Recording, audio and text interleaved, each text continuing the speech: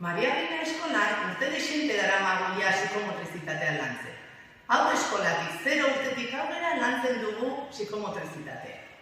Haur bakoitzaren erritmoa jarraituz, mugimendu eta jolasaren bidez, haurraren garapen fisiko, psikiko, sozial eta emozionala ahalbidetzen duen gaitasuna da.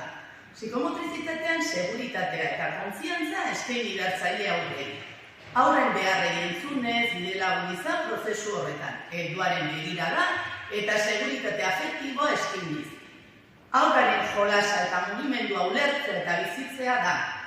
Hor, hainbat fase pasatzen dira saio batean. Hasierako rituala, sensorimotorra, simbolikoa non barruko bizipenak plazaratzen dituzten haurrek, errepresentazioa, bizitutako egoerei momentuen hitza jarri, eta horretarako edo margotzen, modelatzen, ipuinak kontatzen eta barren aritzen dira.